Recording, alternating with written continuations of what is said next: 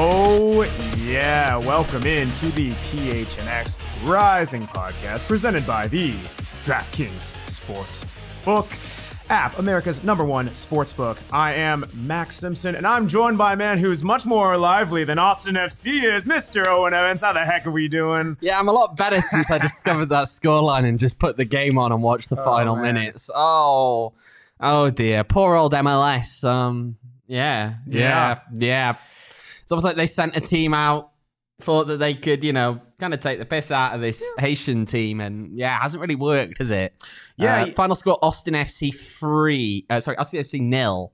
I've forgotten their team. Violette. 3. 3. Yeah. Well, and you even said it was their home. Let's go game week. All right, Mike. I see you. You say that, and they're in Dominican Republic, exactly. So they can't play in Haiti. It's not even a home game. Yeah. Oh my gosh. And they still put 3 on Austin. Oh dear. Look, I'm gonna be honest. I don't think a USL team would go away and if they really tried, lose 3-0 in that game. So I'm truly impressed. This is how you know where our priorities are at. Is that we are later in the week, Rising plays its first regular season game, immediate. And this is what we're talking about now, and it's funny. This is what's important. It's happening now, and this man pulls me in about 15 minutes before we start. It's like, Max, look what's happening, and here we are. It's the priority for you. It's the little things in life. It is. It is indeed. Oh my gosh. Well, we got serious stuff to talk about with Rising coming up now, but we thought we'd just have our little dig at Austin FC first. Yes, and we do have a lot to get into, and it was the big thing, right? Is I'm seeing a couple people, Mikey, a couple others who were there at Saturday where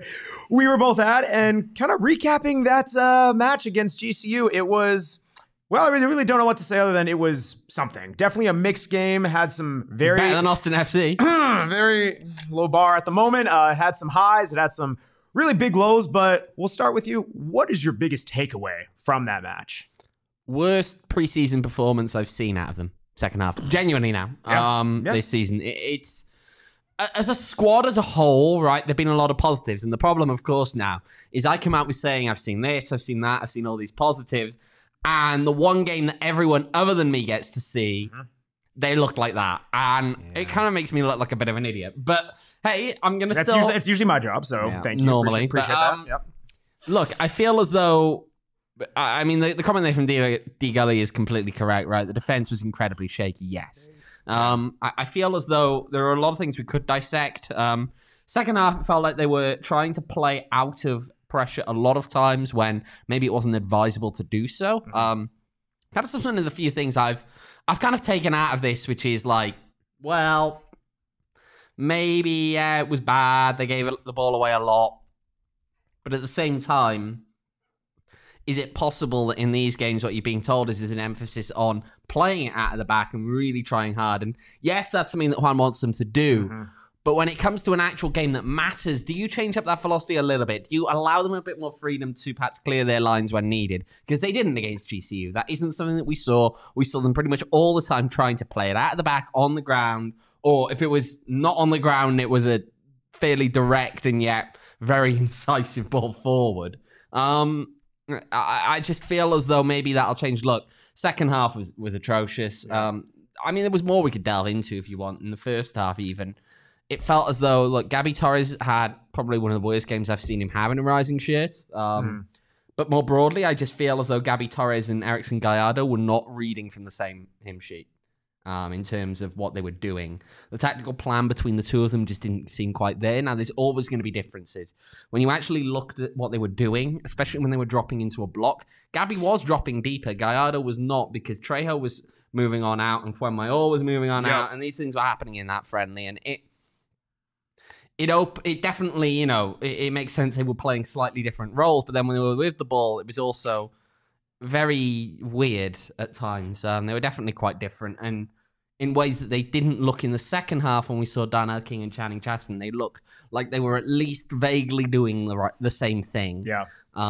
So, look, I think all of that, especially even then when you get into it, and there were obviously some absences, Fede Varela not in that game. Hernandez surprised people, as Michael says. I actually thought that Jose Andres Hernandez had a reasonable game. I think so. But at the same time, it's an odd one because I think it limits Renzo Zambrano more. I think that he can't be as free to move forward in that role as, say, if you had a Carlos Harvey there in the defensive midfield alongside him.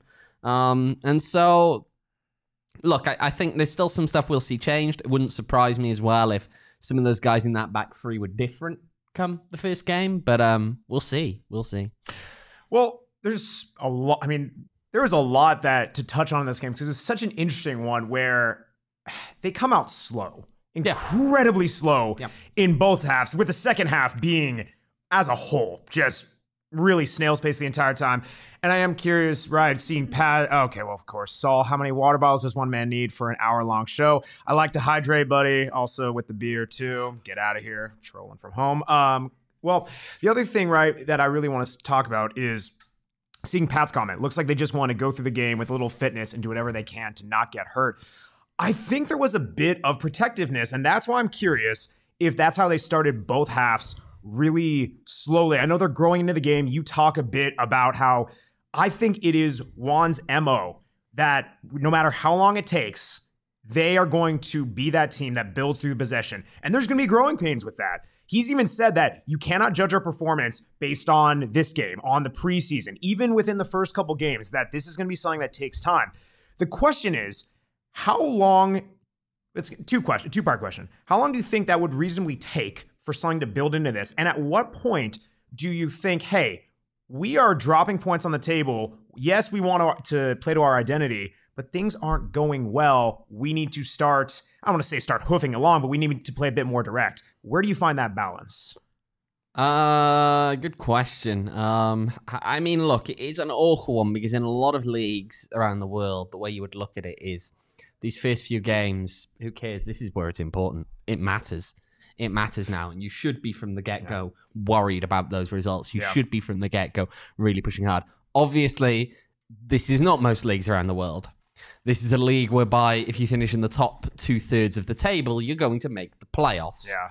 So you get a bit more leeway. But look, I feel as though they've got to be worried from the get-go to an extent, just because what you're dealing with here is something that isn't just a question of where they finish in the table at the end of the season.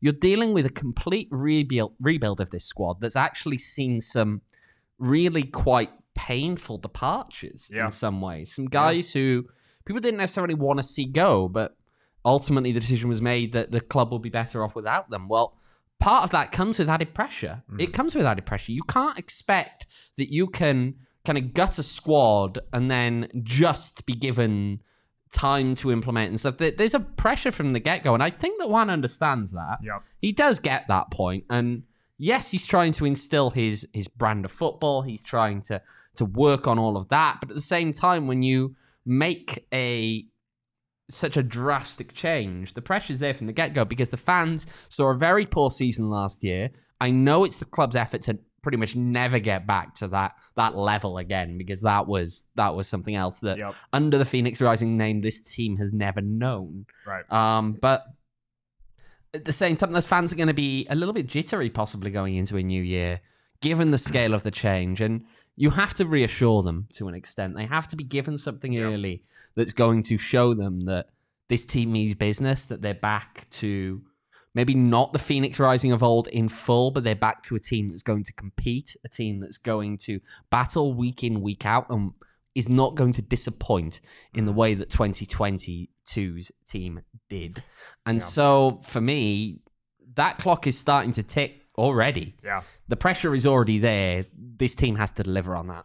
Well, and because it'll only get worse. No, it's only going to get worse. The pressure will get worse if they start this season poorly. That is something that I fear that this team will. I mean, Michael says let Juan cook. That's fine. Yeah. I don't necessarily disagree with that. Yep. I understand that, but there are people who will not, and my fear is that the pressure will ratchet up if this team starts slowly. How long do you let him cook before things get burnt? And I don't, that was a bit of a metaphor, if you will, but on the real, this isn't even saying putting. That's not your worst. I'll let you have that one. That's a very low bar, but I will take it. No, but it's not even saying that this is, and we're not trying to speculate saying, oh, Juan's gonna be on the hot seat if this starts poor. We're not saying that. No. Not even close. And he shouldn't be. No, he shouldn't be. We as said, when he got hired, when he took over in the interim, that it's gonna take time, not just during this season, but when he has built the roster in the mold that he wants to. That's what he's done throughout the offseason. It's going to take time with this.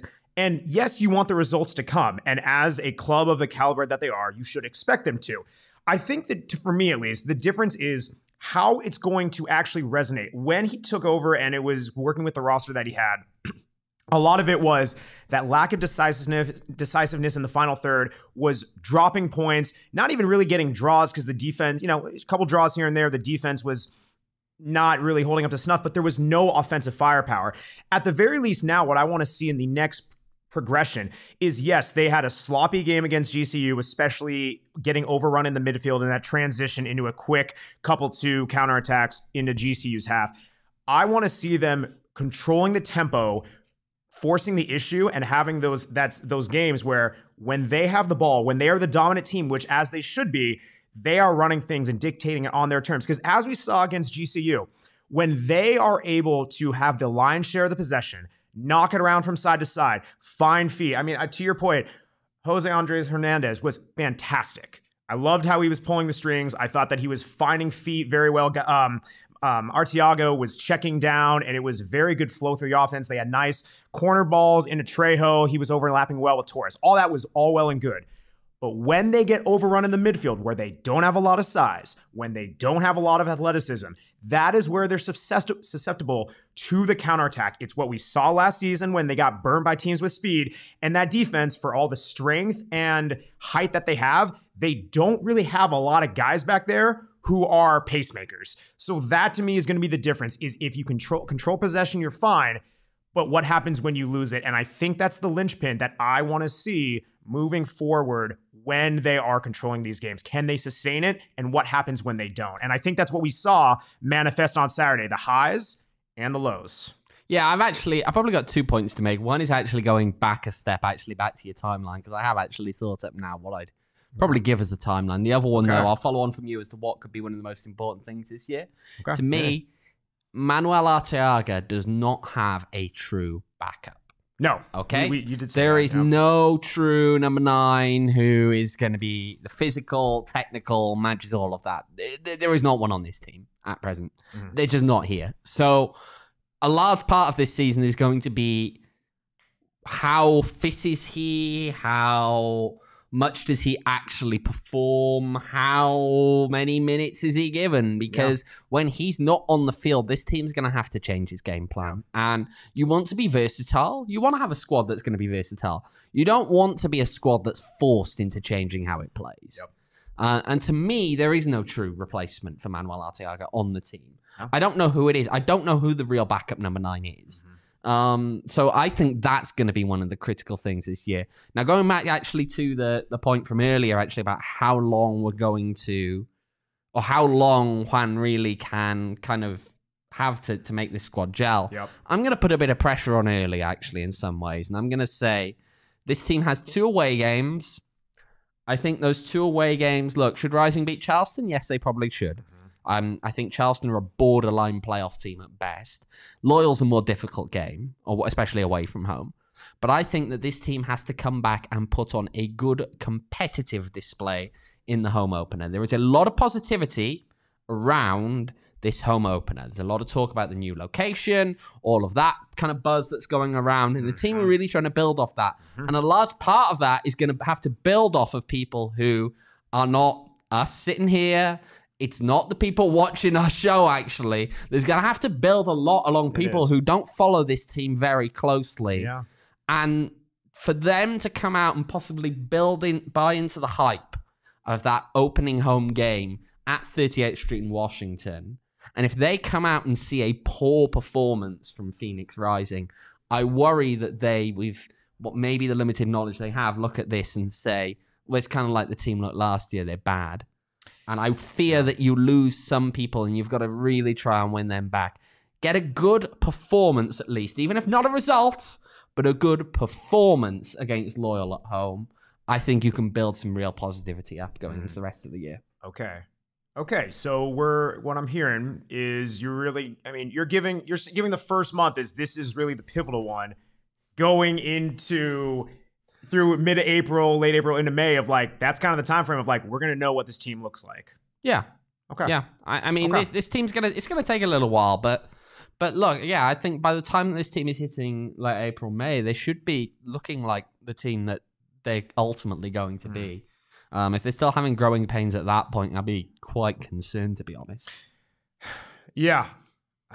No, man, that's spot on, man. While we're kind of putting a pin in the GCU game, we talked a bit about the team, kind of the flow, how things looked. When they looked good, they were pressing forward, they were sliding the ball from side to side. I saw a lot of off-ball movement. And again, I think I said it before. The midfield to me is going to be where this team, how far this team will go or how far they won't go. Is if they're able to control the tempo, if they're able to, it's no surprise that whoever they start in the midfield, especially, if we disagree on we agree that his positioning, Jose Andres Hernandez, should not be number 6. We think he's more of a, I would say number. But I expect him to be used more in that way. I would say more of like a number 8 role. But that's I agree. I think he should be playing higher. But that's besides the point. The midfield, we believe, is going to be that linchpin for this team. That's how far it's going to dictate how far, not far they go. I'm curious where the rest of this falls into play and what other standout performances that you saw. I noted a couple on my end. Really, let's see, from an individual standpoint, I thought Trejo, he looked pretty good. I mean, especially where he was, even where Gabby Torres did not have his best game. To me, that's where Danny Trejo, he's able to take those positions inside, take them outside. He uses that kind of hybrid type of model. And I like that he might be that guy he's positionless in a way. He, of course, we know in the area he's going to play, but I like how it's not going to be, you're only hugging the sideline and that's it. It's very, very attractive to the type of player and attributes that he has. So I liked his game. Still a little rusty, though. No, of course. And to be fair, again, completely understandable. He was not fully fit at the start of the preseason. The first minutes he got were against Atlanta down in Mexico City. And then he followed it up. I don't think he'd played more than about 35 minutes prior to playing against GCU. So, again, I understand why he's a little bit rusty. But I thought there were definitely positives. I'd agree with you. I think that he definitely had a little bit of that killer instinct still in that final third, which you want. Wasn't quite as killer as it could be, but again, that's the rust. It'll go. Definitely. It'll go. Give him a week or two. It'll go. And then the other guy I had is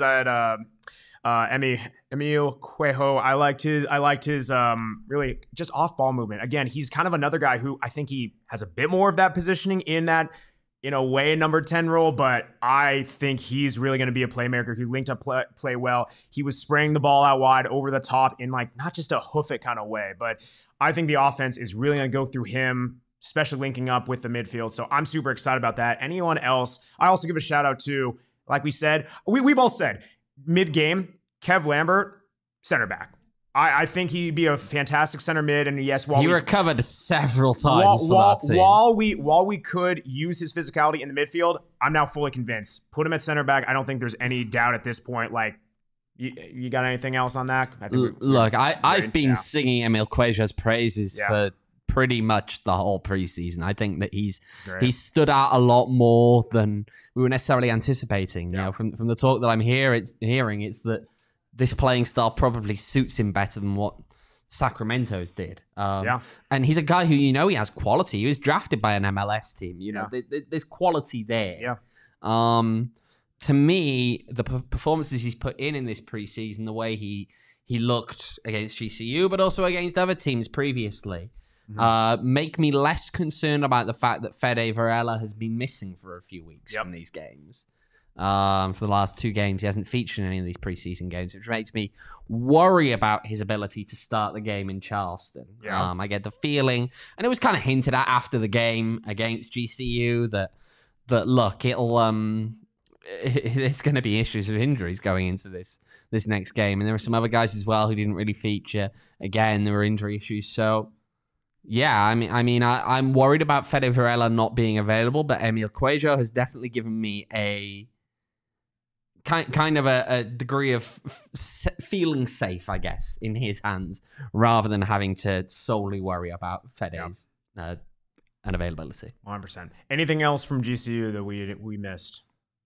Yeah, I will say, actually, Michael kind of dropped it in there, and I know it went in the chat a little bit further back about the pitch being awful, which it was bad. It was bad, to be fair. Yeah, it was quite slippery. That's standard for a lot of USLs. I saw Pat so are half the pitches in the league.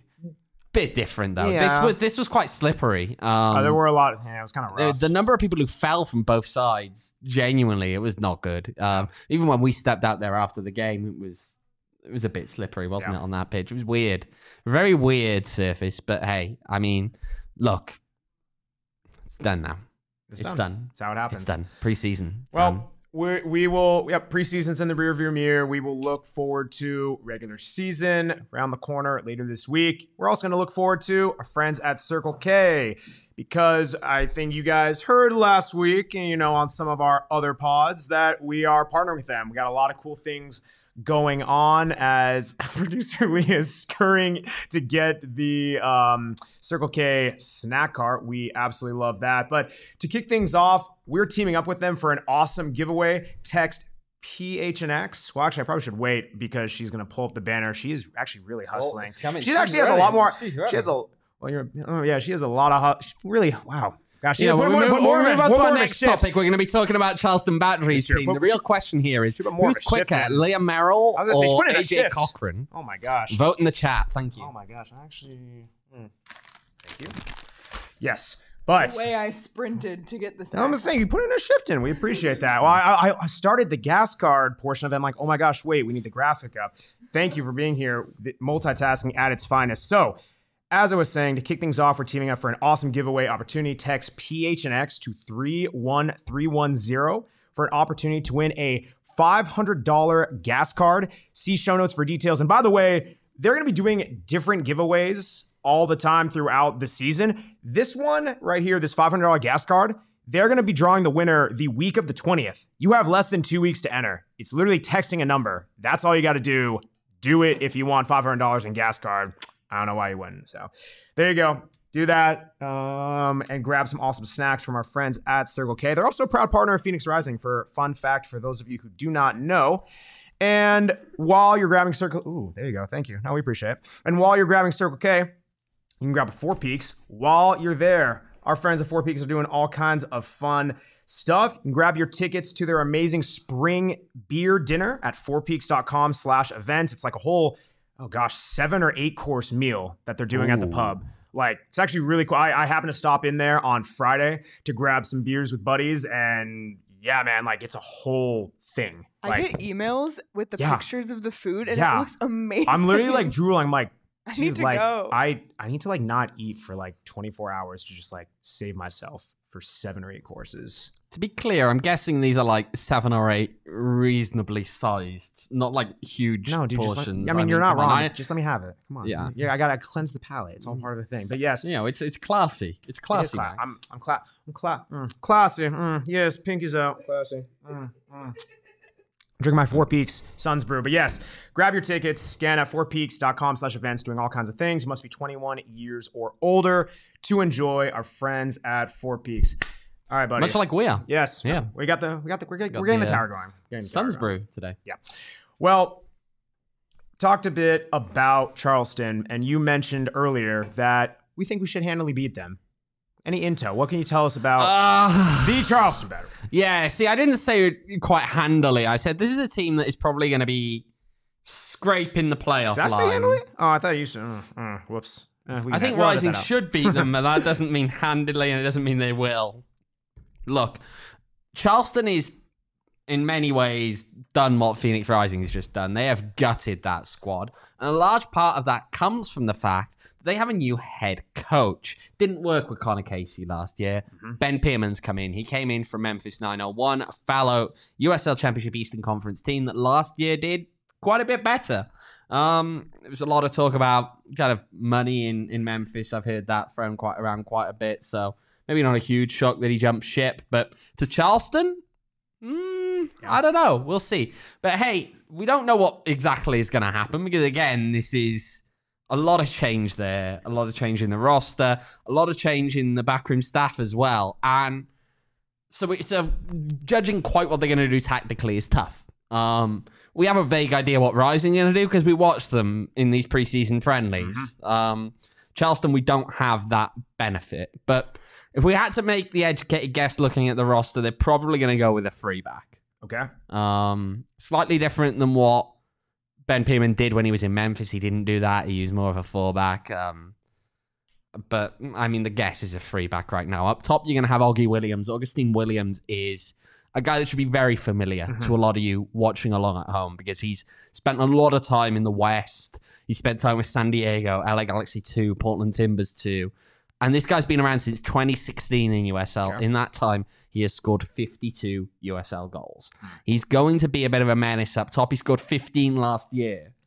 So he's definitely one to watch. The Sierra Leonean striker is pretty much the main threat that they have going for them. When you look at then who's behind him, they brought in Emilio Akaza from RGV. He signed for them on a multi-year deal over the off-season, played the most minutes for the Toros last year, created the most chances for them as well, and he's a big Jules winner as well. So this is a guy who in the midfield, the attacking midfielder, is quite versatile. He's going to win the ball, and he's going to create something with that. So look to him to be trying to feed Augie Williams from just behind him there. One of the other players that could be pretty critical for them as well, a new player, Declan Wynn. Probably playing as a fullback, maybe. He had 8 assists last year when he was with Detroit City. And that Detroit team struggled for goals last year at times. They did struggle up top at times last year. So getting 8 assists is no small feat in that team. Declan Wynn, of course, someone that I'm sure Rising fans will recognize the name. That's because, of course, he's someone who came in, got loaned out. That whole mess in 2021, I believe. Didn't really play at all for PHNX Rising. So, hey, he was here, but that's about it. Another ex-Rising player, though, of course, in the squad as well. I feel like I'm just listing players now. This is... Yeah, it's good. AJ Cochran. I mentioned him earlier, of course, when Leo was running in with the snack cart here. But AJ Cochran, this is what intrigues me in a lot of ways, because he is a ball-playing defender. Yes. He's not pacey. I mean, Michael is saying it in the chat. They got the slowest defender in the league at center back. Now, this is my question. If they do indeed play that free back, and you presume that the wing backs are aggressive, which I think they could very well be, is Cochran's lack of pace going to be a liability for this team? Is this going to open up gaps for the opposition and this weekend, PHNX Rising, to exploit? Is he the one you want to target? Because to me, he's not quick. And he was a good servant to the club here. Honestly, I wish him the best in Charleston. But I feel as though he's a player you've got to target in this game, because if you've got some of that pace, if you're going to try some of the kind of slightly more direct but purposefully direct play that we've seen Rising engage in, those moments in transition where they are very quick, they look to get behind that defensive line. You've got someone like a Danny Trejo or a Manu Arteaga running at the defense and trying to create something like that. Even Gallardo, we saw him get behind a couple of times of right behind that left-sided center back. He kind of like split between those two center backs, and he just kind of got that ball. A couple of those over the top, one off the crossbar. To me, though, he's the one you target. He's the one you target because AJ Cochran is not a quick man. He is not. Again, he will punish the opposition. He's perfectly fine with the ball at his feet. He knows what he's doing, but he is not a quick man. And so if you are going on that quick break, that quick transitional moment, to me, he is the one you are attacking because he's just not fast. Not fast. You kind of need to be fast in this game. You kind of have to be, especially in USL. In this league, that can be a really big advantage. Yeah, you don't want to look, as Mike says, you don't want to look like a baby giraffe. Could be referring to, I don't know who's referring to, but anyway. This come, gone, whatever. No, but that's important. It's risky, and I think it will cause problems for Charleston. If not during this game, it will cause problems for Charleston during the course of this season, because again, the lack of pace can be a killer. Can be a real killer. And of course, if they get past that back line, someone else that Rising fans will recognize in goal, or one of the goalkeepers brought in at the very least by Charleston Battery, is Trey Muse. Now, Trey Muse, he's been a solid player for a little while in this league. You know, he's played for Tacoma, played for San Diego. He actually played with Ben Pierman, who's now the Charleston coach in Memphis last year. But there is one thing that we all know Trey Muse a little bit more for. And that is his dad, who is the biggest Twitter troll going. In fact, we're going to have a look now. Look at this ever classic. It's missing the tweet in the middle, but I'll read them out. Dave Muse. That is Trey Muse, the goalkeeper's dad, who was there. Hey, troll, I'll be out in San Diego later this summer. Find someone to troll or learn how to pick up your taste buds after I slap them out your mouth. The tweet in the middle they deleted, something about and I'm sure you're the worst goalkeeper on your middle school team. Again, I'll be in San Diego soon. Want to meet up or gonna keep up your keyboard warrior stuff? Take off your skirt and put some pants on, kid. Dude. That's Trey Muse's dad going out to fight right Bro, there. Pat Moses in the chat. Avoid the parking lot. Avoid the parking lot. The parking lot after the game, you got to be careful. In fact, speaking of the parking lot after the game, there's actually one other tweet that we decided to highlight. This one from PHNX Rising Nation. That account, rest in peace. But the worst part about losing to San Diego is you have to wake up and fight Dave Muse. Dave Muse then posting this picture of a guy knocked out on the ground. This would be you, Chief. Yeah, I believe that's Shinsuke Nakamura for those wrestling fans. Yeah, I'm not there. a wrestling guy. Yeah, no, he's sufficiently knocked out there, so you get to paint the picture. So all we're saying is, look, we're not saying that you should tweet at the account DMuse11 should PHNX Rising win on the weekend. Oh boy! But he might reply. And he takes the bait a lot by the looks of things. And it's interesting, right? I've spoken about this back when Rick was the coach here and kind of brought up the thing about, look, this is, you go away to San Diego, you've got an opponent's dad effectively talking this kind of stuff online. What does that really do for a professional player, especially at this level? And he's like, well, look, one of these days, a guy like that's going to want to come and play for a team that his dad has badmouthed on Twitter. And you have to live with that. Maybe the coaching staff find those tweets and go, no, you're not worth the trouble. You got to remember, this league is... You're not phenomenal if you're playing in this league in a lot of ways. You're very, very, marginally above the cutoff of being out of the professional game forever.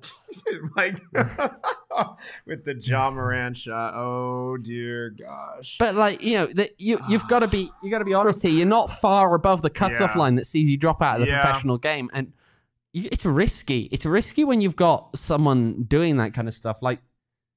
I personally feel a little bit sorry for Trey. I feel as though this could well come back to bite him at some point. But, hey, it is what it is. Well, but again, if you want some entertainment on Saturday night, just remember that DMuse11 on Twitter. Oh, boy. The PHNX __ Rising Podcast is not responsible for any liability caused to anyone, anything happening. Disclaimers out there. All right, we covered our bases. I don't even know how to send in the super chats in the post game show, and maybe we'll tweet at him. I don't know. We'll see. I can be bought. That's fair. We can be bought. We can be bought. I'm a partnerships guy. I can be bought. No, but I don't even know how to transition out of that. But if we're I got this. So if we're talking about Trey Muse, what lineup is Rising going to be fielding to best attack? I'm going to run through the one that we rolled at GCU. There's going to be 11 starters, as you know. That's typically how many a team puts out there to start the match. Max. Usually, math is good. I did somewhere between 7 and 11. Somewhere in there, if you want to field a full starting 11, you go with 11. I'm going to read them out. You let me know how many of those guys do you believe are going to be starting. So here we go. Starting in goalkeep. We got Rocco, the guy. I think that's to us. Yep. That's a lock. Yeah. Again, like we said, good competition to have, but he hasn't done anything to lose. Yeah. Okay. Going out the back, 3 in the back. Crutzen, Lambert, Flenmeyer. I go with 2 of the 3. I'm assuming Lambert's one of them. Do you have the second?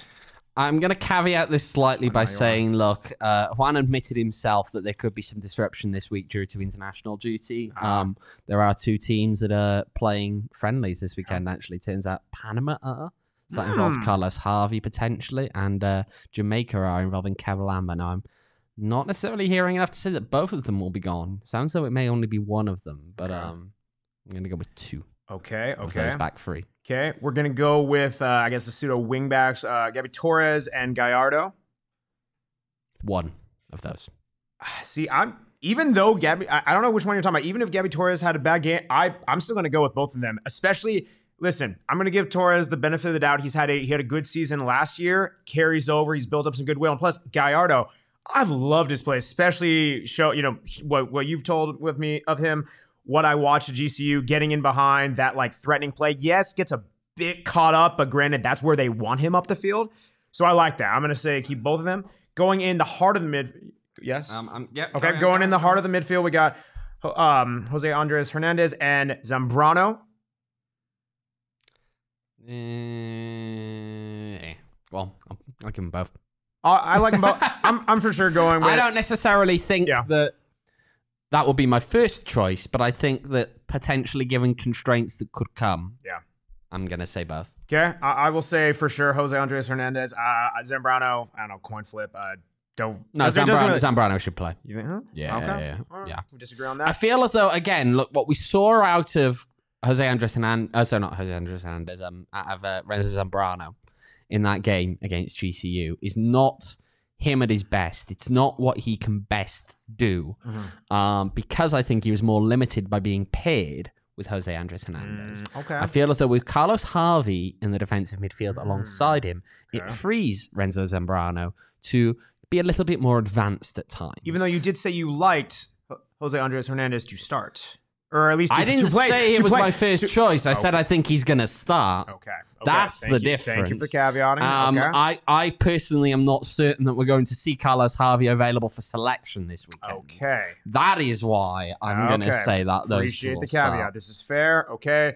Moving on, kind of have our wingers, but I mean, honestly, like we talked about these guys, they're positionless attacking in a the way. field as more, yeah, exactly. kind of. Danny Trejo and Emmy, what we think? Emil Cuello, both. Yeah, I like them both. And then I'll say number 9. That's a lot for me. I mean, so I'm going with 9 out of 11. I mean, I think there could be two changes. I feel as though there could be a change in the centre backs. I feel as though there is a chance. This is where I'm maybe a little bit more questioning, but not certain, that maybe you could look at seeing perhaps Gabby Torres not playing and have Darnell King in his place. Possibly. I don't know. We'll see. So that's up for grabs to me. I don't feel as though that one's settled. So this actually brings up a good, and we've talked about it a bit, but this is actually now approaching the territory of like, who do we actually think we kind of have to make a decision? If Darnell King, let's say, is not starting, we've kind of thrown out some names before. Who's wearing the armband on the pitch? I was thinking about that. I'm like, oh snap! Like, what do we do? Chat, any help? I think I've sat down with some people over the course of this offseason when they kind of asked me that question, and you just get into like, all right, Chad, help us out. Come on, because so many of these players have never played in front of a Phoenix crowd before. Really, I'm not counting GCU. Doesn't count to me. Doesn't count. Some offense, GCU. I don't know. No offense. Yeah, I don't really care. But look, just looking more broadly, okay. They haven't played in front of a proper Phoenix home crowd. You're asking this person to be kind of the face of the players in a lot of ways. Yeah. And for me, it being a new signing, unless that new signing is a superstar, is a big ask. Yeah. Okay, when you give that armband to someone, I mean, Michael says they were naming captains. You think not King? It's entirely possible. The event tomorrow, by the way, swing by, say hi to us. We'll be there tomorrow. Yeah, we'll be there tomorrow. So I don't know. That's a tough one. It's a tough one. I don't know who necessarily. And the bigger thing I will say is this: there are different groups within Rising's camp. Yeah. Okay? Yeah. There are. There's a group of people who are predominantly Spanish speakers. There's a group of people who predominantly are English speakers in there. Mm-hmm. That is not to say there is tension between groups. That is not to say that it's become cliquey to the point of there being issues. But I will say this. In a captain, you're going to need someone who can bring those groups together and can keep those groups together. Because if stuff gets nasty, if stuff at any point, unfortunately, when you have different groups that naturally people gravitate towards groups, they always do in a big locker room, doesn't matter what the distinctions are or anything, people will move into separate groups. Who's it going to be? I like how we get the Quinn in there as though Aiden Quinn hasn't gone hasn't gone to Indy 11. Aiden Quinn would not have been, I don't think, a good captain last year. I'm just going to say this.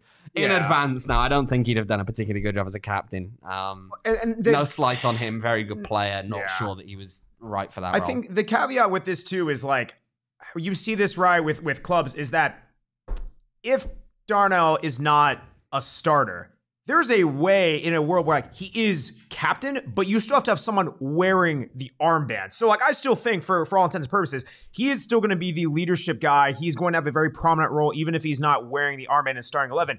That does all that aside. I've seen a distinction in the past. I've seen a distinction in the past. Who is wearing that? I've seen a distinction in the past, and you make a good point. I've seen a distinction in the past. Sometimes what they have is a first team captain and a club captain. I've actually seen that distinction in the past. Yeah. And so you have someone who's genuinely the leader of this whole team. Right.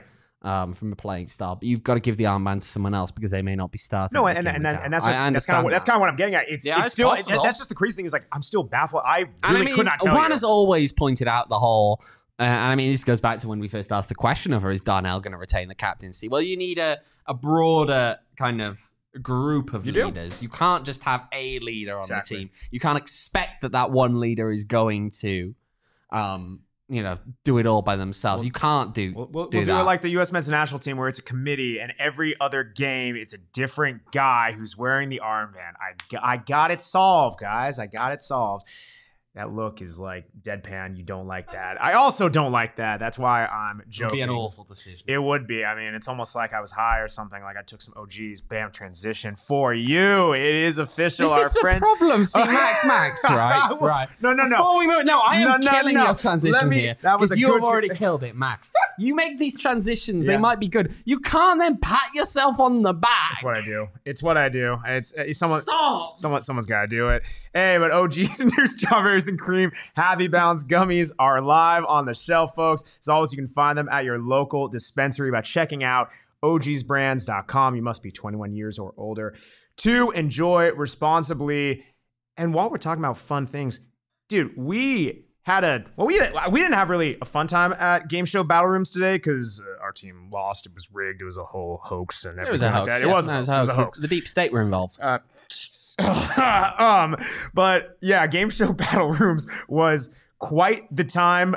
For those of you who have no idea what we're talking about or ever heard of it, picture like a game show. I mean, it's you can talk about Wheel of Fortune or Deal or No Deal, not Deal or No, Family Feud, stuff like that. Combine all those fun games. Oh my gosh, there's a picture. Wow. Of course, not with those names. We make no claims. Well, we don't make any claims. I said something like that, but combine all those things into one interactive environment where literally you can have people playing. We had about 16 of our crew all pictured there on screen playing, having a darn good time, split them up into 8. And like, dude, we were going at it. It got very contentious. You're doing like, what is it? You're doing like Wheel of Fortune too. You're doing the whole, what's the thing where you have to, they give you letters and you have to name the phrase. What's that game? Anyone? Wheel of Fortune. Oh, that is Wheel of Fortune. I don't watch a lot of these shows.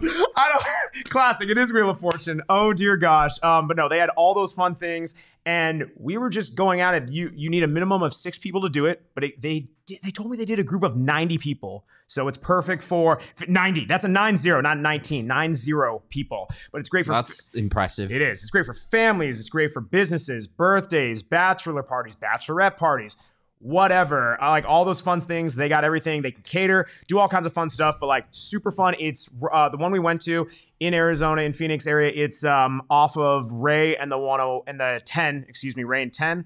So check them out on Facebook at Game Show Battle Rooms PHX. On Facebook, or check them out at gameshowbattlerooms.com. Book them today. Super fun, especially like doing with your family. They also said they do stuff at like night where it's like, we got the PG-13 version. Apparently they have like, they're way more rowdy and raucous and all that other stuff at night. So like, why didn't we get that? We kind of got a little bit of the version. Time of my life, I might not have a voice on my show tonight. Yeah, no, we were literally, everyone was yelling and screaming. And, well, Leah's also part of the winning team, so this is why she's so happy. Sorry that my Plinko landed in the 1,000 spot. That was our second one almost got I'm sure there were magnets involved. There was something in there, yes. But check them out. Game Show Battle Rooms, absolutely one heck of a time. Great way to spend an all-staff meeting or doing whatever. Pamo's in the chat, Max, the comedian who laughs at his own jokes. Dude, I don't need a stage, dude. I do that on the regular. And this. Oh, Oh no! Why I'm getting another beer because I'm gonna need it, right? We already said He's our the comedian who Saul laughs at said, his "How own many shit." drinks can you have?" And Owen brought yet another. Ah, So. but Respect. He's already doing our 4 peaks. 4 weekend. I peaks. It's appreciate unreal. that. Yes, but It's for the partners. check out Oh yes, correctly. product placement. I appreciate that. Oh, well, yeah. you talked a bit about it earlier. Save the date. We want to know in the chat. Let us know if you're going tomorrow. 6 o'clock at Walter Studios, just around the corner. I'm gonna be there. We're gonna Max, you're gonna be there. I heard. Is it time for some peer pressure? Leah, are you gonna be there? I'm not, but sounds like a grand time. And I remember last You year. don't sound too excited now. I'm sorry, but it sounds like I remember you guys went last year. It looked like a lot of fun, so I'll have FOMO for sure. That was a nice pop. That was of a the nice opening big beer. pop. Yeah, no, it's we're gonna have a good time. I hear time. Saul is gonna join, Mr. GM Saul, if he's still in chat. Hopefully not. But yeah, he's gonna join. And wait, actually, I saw earlier in the chat, and I believe it was Pat, something about trying to coerce me to buy whoever gets the best reaction from Dave. Max buys a beer. Okay, listen, we've moved on from that, but I'm not going to do any beer promises. You guys always turn it against me every Max, time. are you going to buy a beer? No, I'm not buying a beer. I'm not. You are going to buy I a beer. will not buy. You are going to buy a beer. I, Max Simpson, will not buy beer for you, sir. Fantastic. Now time to clip out those nuts, please, Leah. I knew it. After the show. I knew that was I going to got happen. you. There All we right, go. this is trouble. Well, glad to see Mike there, Andrew, whoever else. Let us know. We want to say hi to you. Say what's up. And remember, when you get up to that bar, remember you tell them the tab is under Simpson. Gosh darn it! It was nice meeting some. I already knew Mike, of course. But nice meeting Pat in person. Nice to know my fans, trolls. See them live in person. So I love that. They still continue Mike, to troll thank you there, not for Max. trying to make it ASMR and open it like a normal human being. I believe. Oh wow, yeah, dude, he's totally talking about you. Yep. Yeah, but we're excited for that tomorrow. Maybe captain announcement tomorrow, whatever. That'd be cool. What are we looking for kits wise? You wrote an article at the start of last season ranking all the kits. Oh, I did. I remember that. I gotta get it back up. You I've do. forgotten what I wrote. Well, great. I did remember. I put you on the spot for that one. No, He has put me on the spot what now. are we- I'm going way back now. Give me like a guess. What kind of color template? What are we thinking? Any you're a big sash Here we go, guy. I You love found a it. sash. He wants No, a it's big, an orange he wants a sash, big like old Loyal. sash right across Loyal the with plate. the orange sash. Just make me think there's some kind of Ulster Unionists marching. Yeah. No, boys. Your name is already Loyal. Stop it. Stop it, okay? Now, I'm not sure if everyone quite gets the reference there, and maybe it's for the best that they don't. But, right, yeah, I mean, I feel as though Pat's kind of on the point here. Rising will probably get a bland template, right? Yeah. I actually said, here's the one. I actually said the worst kit prior to last year was actually the traditional Macron whites with the weird red there. Yeah. Because I thought it didn't work with a sponsor logo. Sash and a collar, Mike. Ooh. Nice. Yeah, we're really getting ugly with it. Oh man, dude. Yeah, there's I don't know. I hope that man, I don't know. They've just had so many. I hope that there's a Black way. and copper to me though. Black and copper was This the to me best. has to be I want them to go bold, man. And I know we always want that, but I really want that this year. It feels like new. It's a new manager. It's a new stadium. Go nuts with it. And it's an Adidas go freaking kit. nuts It's an with it. Adidas Go kit. What's stupid. going to happen? Bandito's design perfect. That would be Man, good. let's go. But it's an Adidas kit. You know, they're rising where they are on the totem pole are only ever going to get relatively template kits out of them. Right? Only recently we're seeing MLS teams actually get things that are a bit more original. And Rising are a level below that. And so, for me, they're likely to get a stock template, right? The key thing about it is don't big it up like some kind of nonsense. Like I remember OKC did it once. They bigged up their weird design with all the weird zigzags and all of that and tried to make it out like it was some kind of bespoke special thing. And in reality, I could have gone online and ordered however many I want for a Sunday League team with that exact template. Yeah. So it's just knowing that you're getting things right. Look, I'd love to see a black and copper back. I think black and copper is a great combination. It is. I Solid. very much enjoyed that. That was now the top choice that I picked in the one when I wrote that piece about a year ago, a bit over a year ago. Yeah. But no, it was a year to the day. Wow, that's really good. It's a year to the day. That's I love creepy. that. Well, but yeah, I would personally go for something along those lines. Well, we're excited for tomorrow. It's going to be a good time. And by the way, actually, I just realized that you guys are trying to soil my name and say that I'm going to be offering free beer. Well, joke's on you because the first 100 people get a drink ticket. So instead of me buying you beer, how about you just show up early? And then get him to buy your second. Gosh darn it. No. Max will buy your second beer. Okay, see, this is not happening. It's happening. Anyway, I'm going to transition away from that. You texted me something that you'd like to talk about. We're going on to it's been a while since we've done this because there haven't been games to talk about. But it's time for Around the USL. We really need for those that were listening on audio, we need like the SpongeBob imagination, but instead it's just Around the USL, just super random, no one gets it. But yes, go on. Yeah. So this is something that was really intriguing to me. Philip Goodrum with Memphis 901. So this is the headline that really picked me. I picked out this last week that I think is really intriguing, and this is a quote from Philip Goodrum, striker who scored 22 goals last year. A lot of goals for Memphis. Yep. Big name player. Yep. He wrote, he said in this interview, I had opportunities to go into Major League Soccer and go into Europe this offseason, and the club held me back from that. So I'd be lying to you if I said I wasn't devastated to be back here. Imagine going into a season and your star striker is saying, I'd be lying to you if I said I wasn't devastated to be back here. That's what he said to WREG in Memphis. He's on a 2-year contract. He's stuck there for another year now, and he's saying, well, hopefully we can go set a record and win some championships this year. They got a new coach there, Stephen Glass. Look, to me, that is awful.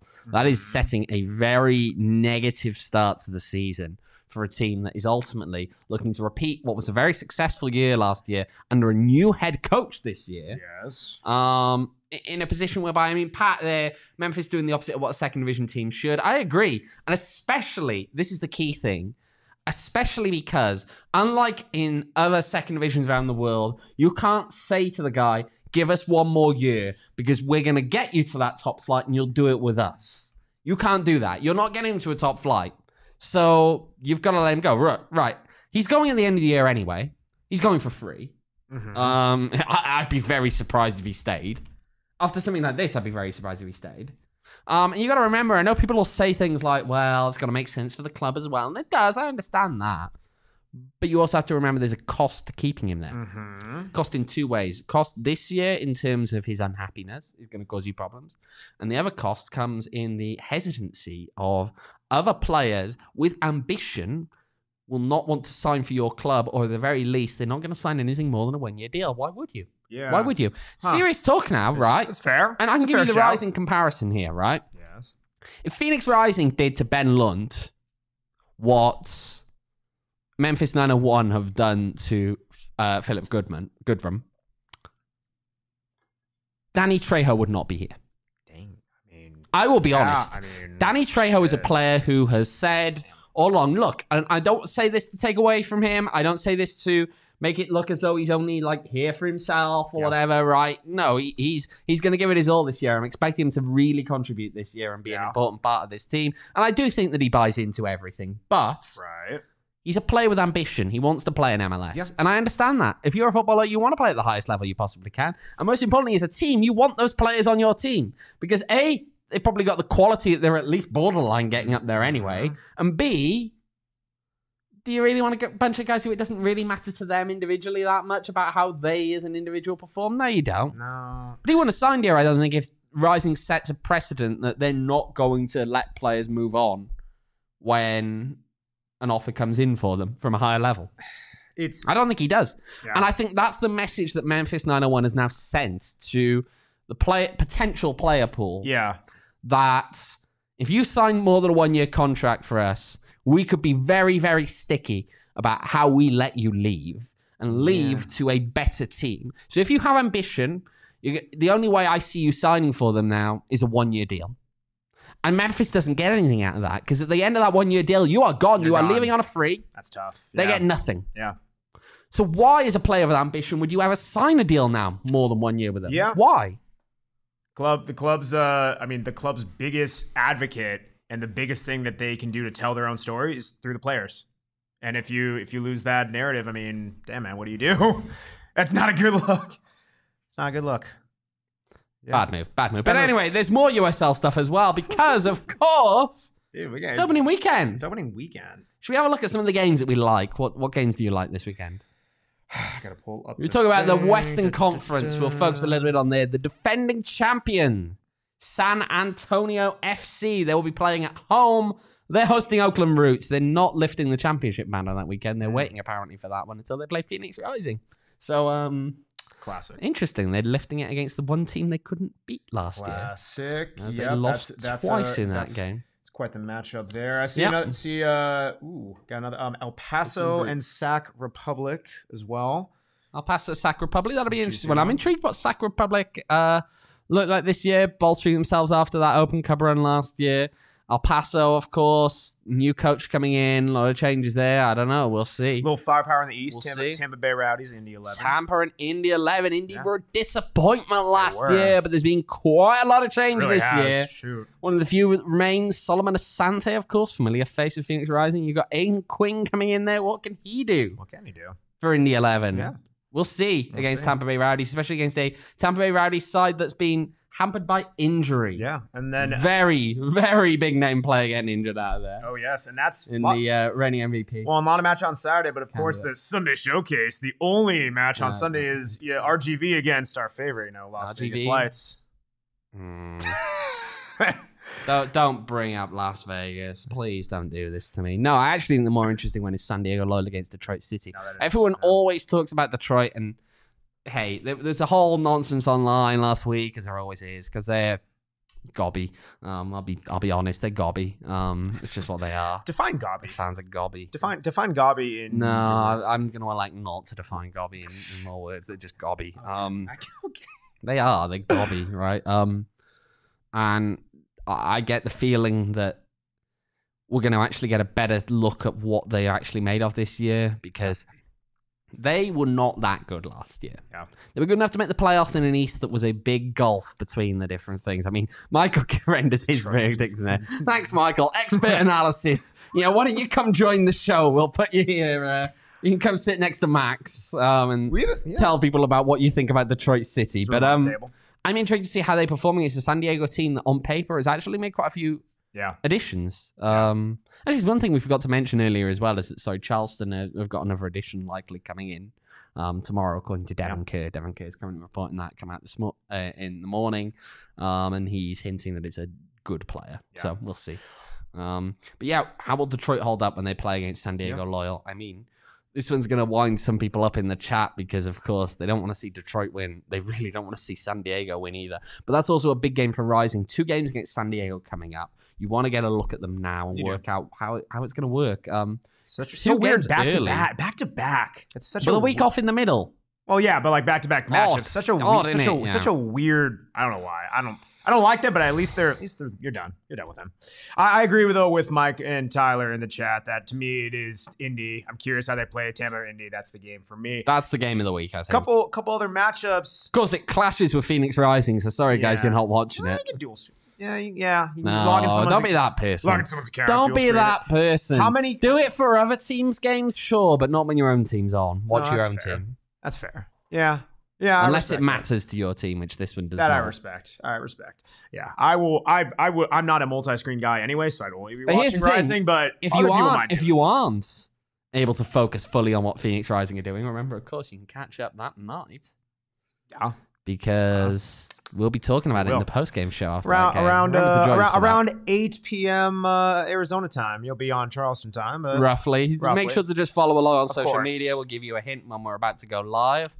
But I've got a plane. I'm not a timekeeper, so it's not 8 o'clock maybe on the dot, but somewhere around there. Keep on our socials to find out that.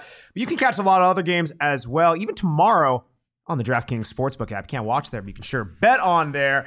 I'm looking at the odds. We have Champions League. Chelsea somehow made it through. We were freaking out in the game show battle rooms of, wow, how the heck did they turn that tie around? We got 2 pivotal matchups tomorrow. Bayern, PSG. Here's the interesting one. Bayern's at home, -115. PSG, +255. Call me crazy, man. With Neymar out, I actually like PSG. Bayern are kind of stagnant. You have a full, healthy Neymar. Remember, he only came on for the last 15, 20 minutes. Not even 20. I think it was like 15 minutes of the first tie, and he already changed the difference. Yeah. Give me PSG. That's good plus money. I like that. So That's one for that. Yeah. And then, of course, I mean, the easy one. Spurs at Milan, home against Milan. Tottenham, a -110. They're only down 1 goal. Take Spurs. Take Spurs to win that one. Like, come on, you gotta do it. If you want to lose money. Win money, actually. Not lose. Money. Win money. Lose money. We can go back and forth in this all Lose day. money. Okay, get out of here. We can do this all day. But no, lots of good matchups. And if you want to bet yourself on the DraftKings Sportsbook app, you download that app and you use code PHNX. New customers can bet $5. That's $5 and get 200 in free bets instantly. Only on the DraftKings Sportsbook with code PHNX. Minimum age and eligibility restrictions apply. See show notes for details. And you know what? I wish that I'd have put the parlay on of Liverpool to win 7-0. Oh, no. Followed by I gotta. Violettes to beat Austin 3-0. Because just imagine Might those put odds. money on Tottenham. Imagine Actually, those odds. they that serves you right. Don't bet on Tottenham. I'm gonna be honest. okay? It does, sir. It does. We're playing Wolves, and they're just bad enough for Tottenham to lose. So, like, jokes on you. We only beat like teams that are in like 5th or 6th place, not like 15th. Like, come on. Even I know that. Michael, what do we say about wasting money? Okay. Anyway, moving on. If you guys want to not waste money as well and actually invest your money in a good way, you should check out our next tea party. The next PHNX tea party is live at Dobson Ranch, especially for you Suns fans out there. Join us Friday, March 24th for a night of golf, drinks, food, everything like that. For those of us who were out there last time, super fun time. We're renting There's no out game that weekend. No, we are renting out the entire. That's the gap in between. You're freed. You're freed up to go to it. We are renting out the entire driving range at Dobson Ranch. I did say this last time, and I actually will take this up. If you buy a ticket and you show me yours, gosh darn it, I will. I'll do a shoey. No one took me up on it last time. He'll buy you a drink from this show. He'll buy you a drink because you never show me the receipt. Yeah, show me the receipt. He'll buy you a drink. Oh, no, I'll buy. He'll buy you a drink. I'll buy. Max will buy you a drink. Gosh darn it, I'll buy you a freaking drink. Fine. There we go. I'll buy you a drink. But come, we're gonna like 4 Peaks will be there with beer. Partners gonna be there with food. All fun stuff. Literally, you see it on screen. For our diehards, it's discounted. Everyone else, it's a heck of a good time. You get more than the value just by buying your ticket. It's going to be free top tracer, free driving range balls for an hour that you can use at a later time. So even if you like golf, if you like Suns, whatever, doing a watch party where they're going to be facing the Kings, all kinds of good stuff. The postseason's around the corner, folks. Join us. The link is in the show notes everywhere you see it, on Twitter, all that stuff. Check it out. Again, just go to the show notes, hit that, and check it out. It's going to be a darn good time. It will be. I'll just answer a question that came in there in the chat, by the way, about the game, what channel it's on. It's going to be on AZ Family's Sports and Entertainment Network, which is apparently available over the air, and it's also available on their app. It's also on ESPN Plus. There you go. So people aren't always sure what's going on. That's what the broadcast is going to be for this game, and games will be on there for the rest of the season. Well. Apart from the ESPN2 game, because of course Rising was named in one national game. They'll be on ESPN2 against Memphis in July at home on ESPN2. It's true. Well, national broadcast. There's a lot to look forward to. With Rising at the first game this week. We actually did not do this. Score prediction. Oh no! I know it's that time. You can't sit on the fence this time. 3-1 Rising. Dude, you're a bold man. You know what? I'm gonna pump the brakes. Give me a 1-1 draw. A 1-1 draw. It's not sexy. It is what it is. I'm going to say check 1-1 us the score prediction in the chat there, guys. Yeah, please, come on, please. As we finish it up. Throw it in now. Throw it in. I will end with this as people are chucking in. And if you get it correct, their score Max Simpson will buy you a beer. Guys, I've not made a beer. We only have so much in the fridge. He's made a beer. A little bit. You see the tower. I might be made of beer. 70% of the earth is water. The rest is beer that I will consume. All I'll say is this. It is, I don't know where I was going, but hey, it is March 7th today. And you know what that reminds me of? Do you know what that reminds me of? A song that happened recently. The fact that I wrote the Kit article a year ago. No, very nice. 2-1. 2 on PRC. Nice. No. It's actually today, March 7th. It reminds me of the time that Liverpool marched on Man U to the tune of 7 goals. There you go, Mikey. I got that reference in there. Suck it. Boom. That's all I got. Andrew Baker, 2-1 Rising. I love bold it. From a Spurs fan. You know what, man? We don't lose 7-0. We only lose 1-0 to people we should beat. Low bar, but here we are. Gosh, 3-2, injury time winner. I love it. 3-2. Boom. Wow. All right. I should have ended on the hot note, but here we are. I'm going to end it now off key. I'm Max Simpson. You, sir, are Owen Evans. People can find you on the Twitters at OJEvans18. They can find me at Max David Simpson. We'll see you guys tomorrow, not on the show, but in person for the new kit reveal. Again, hit us up in the Discord if you're there, on Twitter, in person, all that stuff. Do it. He'll buy you I a will beer. not buy you beer. Stop it. He's going to buy you a Gosh beer. darn it. No. We'll He'll see you do tomorrow. And if for some reason we don't, which that's on you, we will catch you post-game Saturday evening. So check our socials, all that stuff for more updates. But until then, good day.